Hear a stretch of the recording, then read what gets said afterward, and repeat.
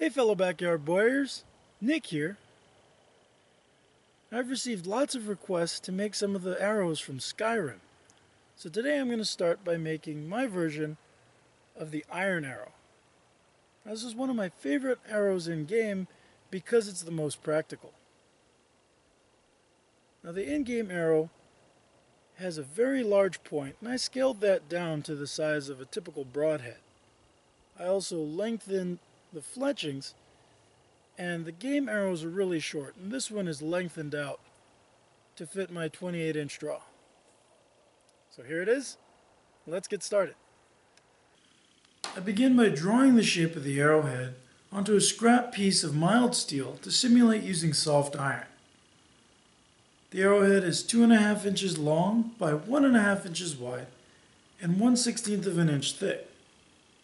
Now if you want to build a tougher version capable of taking more abuse and holding a better edge, you could start with spring or high carbon steel like this saw blade. Now that the design is laid out, I use a drill to rough out the 2 mounting holes and then cut the arrowhead free with a pair of tin snips. Next, I lightly flatten the blank with a hammer and use files to true up the profile and sharpen up the edges. Then I take it back to the anvil to give the arrowhead a rough, hammered look, and then finish it by heating it up to red hot with my torch and quenching it in oil. This gives a nice oxide finish that looks good and helps keep the point from rusting. Now that the arrowhead is finished, it's time to work on the arrow shaft. I'm using a 5/16 inch poplar dowel cut to 30 inches long.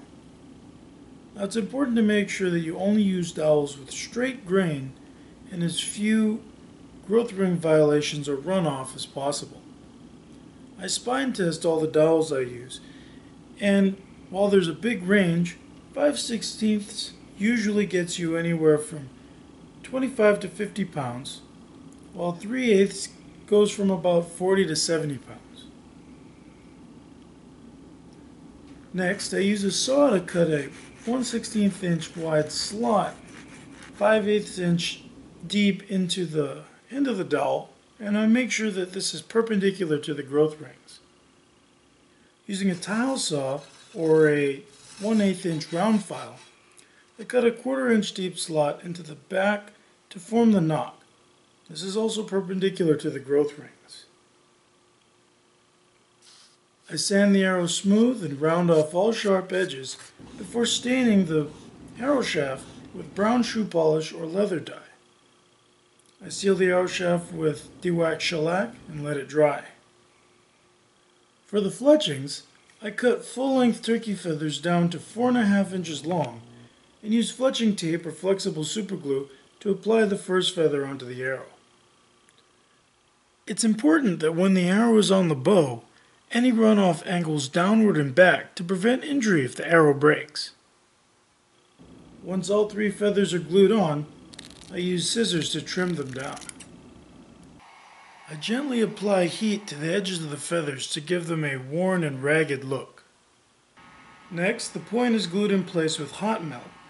While the glue is still soft, I adjust the point so it spins true. I then wrap the point with 35-pound test polyester thread, crisscrossing over the base of the point and wrapping about 2 inches of the arrow shaft. I finish the arrow by wrapping the knock end with thread, and I apply a thin layer of superglue to all the wraps to seal them.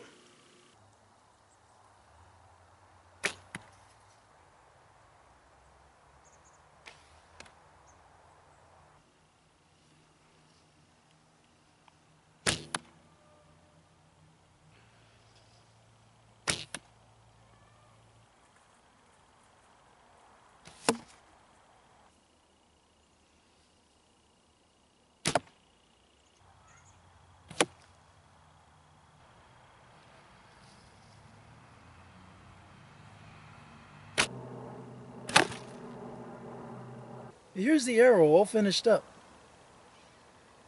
I built this one for a 50-pound bow. I also built another one with a 3/8 inch dowel for a 75-pound bow. I hope you enjoyed building this with me today, and if you have any suggestions for other videos and other builds you'd like to see, please let me know in the comments below. And if you enjoyed watching this video, you can check out my channel for other projects like this. And I've also written several books on different topics, including arrow making, and you can check out the links to those in the description. So as always, thanks for watching, be safe, and I'll see you guys next time. Bye.